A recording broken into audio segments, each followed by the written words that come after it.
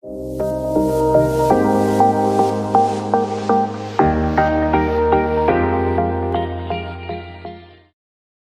that, we had to go from the left brain to the right brain. That's me in terms of hospitality. So, and of course, as much passionate as each one of us are about our profession, I work for a group, the Tata Group, which has instilled in all of us for the last 42 years has been here, this whole quest for innovation and entrepreneurship. Good afternoon, friends. First of all, I'd like to convey my thanks to the chairman, Trim Committee, Dr. Sahadullah, President Mr. Rajesh Jha, Mr. Patnabhan, and Mohankumar for inviting me to this annual convention. I belong to Trivandrum, so in a sense it's a very nostalgic trip back to this place. But I also want to mention the excellent coordination role done by Mr. Sunil Kumar and Mr. Mukesh, usually the back-end warriors not necessarily mentioned, but I just want to mention that because they really play a big difference. Vision Trivandrum 2025 in itself is a very powerful statement. But there have been so many powerful statements that we all have made in various different convention centers. The whole challenge would be how do you actually make this vision a reality? So we all here to speak about it. I'll obviously do something for my own hospitality. Hospitality and tourism being among the top 3 revenue earners for the state, which means a lot for a state like Kerala, because in a sense, the infrastructure is provided free by Mother Nature.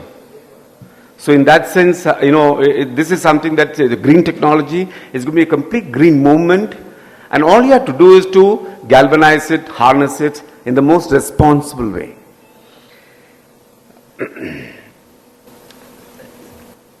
If innovation and entrepreneurship assumes significance to a macro level, so let me just touch upon the macro level. I am very conscious of the time that I have to spend. Nearly 30 lakh rooms are there in this country, which is less than Singapore. And these 30 lakh rooms, what we need to understand how nascent we are in this industry is, unlike rest of the industries which are core sector of the economy, out of the 30 lakh rooms, only 150,000 rooms are branded. You know what it means? That means only 152 rooms are actually licensed in the sense, it's classified. And they are therefore in the organized sector. So the rest, 90% of the hospitality industry is in the unorganized sector, which is probably in the MSME and things like that. And that really is a huge burden for both the stakeholders and for the government. Why? Because why is it that 90% of the hospitality industry is in the unorganized sector? Because of the huge burden of classification. More than 100 licenses, whole lot of things that actually ease of doing business is just a nightmare for anyone who's actually going to invest in hotel or resorts. Because you need a physical asset to do this business, and in the best of the locations, which means a highly capital-intensive industry. I can only say that much so far today. And why are the government not necessarily getting?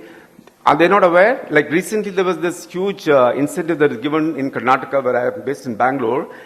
They said, okay, industry, they are going to make it industry status. Going to have industry recognition, not infrastructure.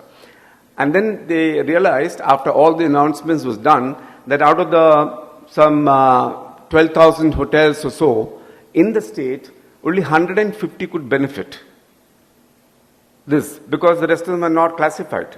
So that's the kind of status at a macro level. However, private sectors played a huge role. Fortunately, a group like the Tata Group also into hospitality. So ever since the liberalization came in, when we opened up our markets to powerful international major brands like Marriott's and Hyatt's and Hilton and all that, we realized that India is actually completely changing. That's where innovation came in.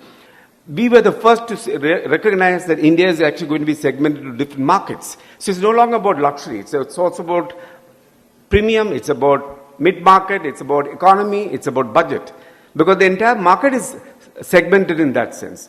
And we were literally starting from zero because we started off with this whole thing about segmentation and then creating products for these different segments. And actually, honestly, if you ask me, those 70 years are over in terms of hospitality industry in this country, we still have got it all wrong.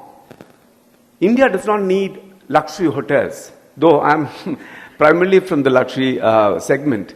I've realized over the period of time when I became the MD of the Ginger Hotels, and I got a direct briefing from Mr. Ratan Tata as what his dream is, the bottom-up pyramid concept, and how Nano and Ginger was his one of two of his top favorites things to succeed, because he explained to us it's all about mass consumption and products available at the luxury, hygienic, at the best of standards, but at an affordable price. Is that possible for businesses to do?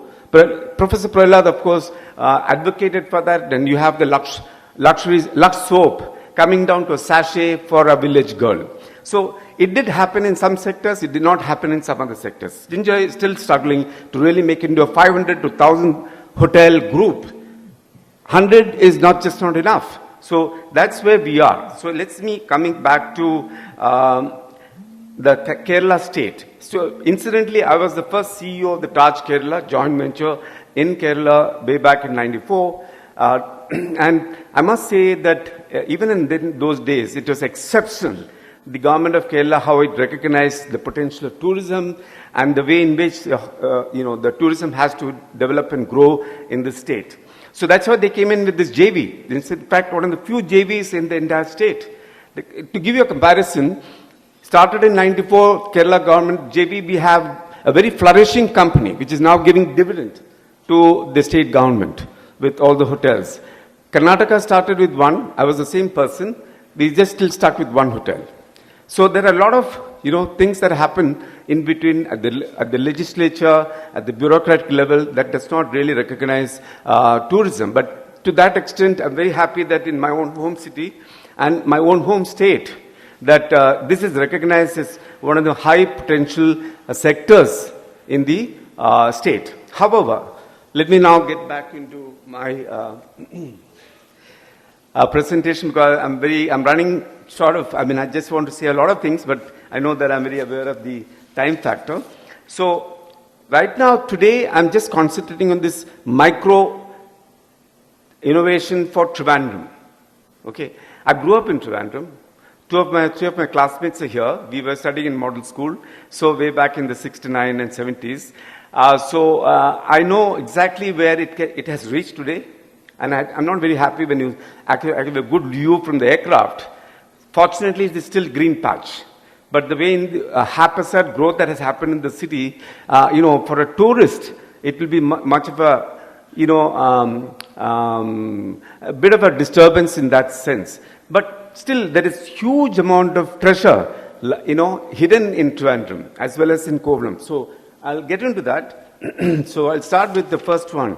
It's something that happens in some of the global cities.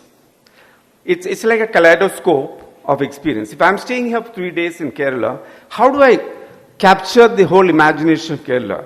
5,000 years of history, culture, and all that in one go. I have an evening of 4 hours. So in Colombo, where I was posted, or in Amsterdam, or in Geneva, anyone who actually is visiting that city that day, or once a week or twice a week, there is this center.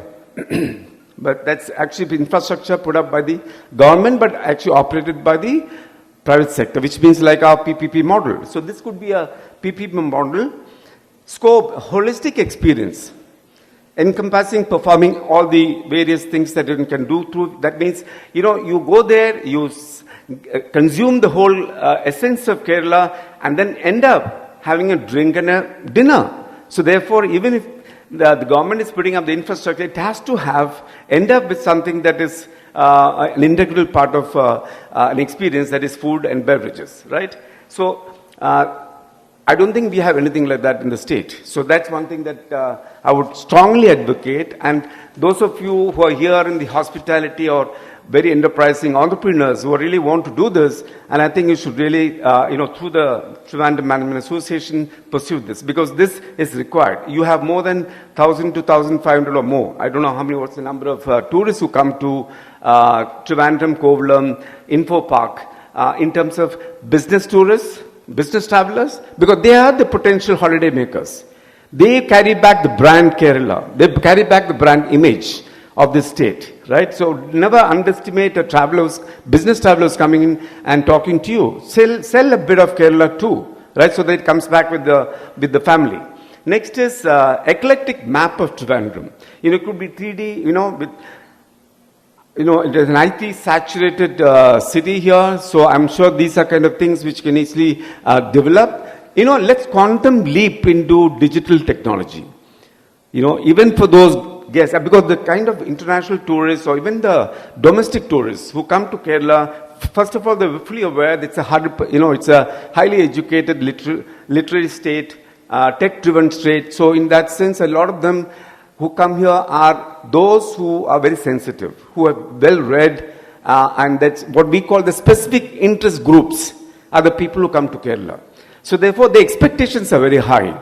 So in that sense, like I came here last 3 days and I'm looking for a holistic map where I can talk about, the different things that I can see in one day, And when in this same room, I don't know if you noticed, there are these beautiful paintings, artwork on the wall, which talks about the beautiful heritage buildings in the city. It's all hidden somewhere. So I think that's what, and plus it can be 3D so that it can actually be, virtual tour to us through the map. So you get an experience virtually.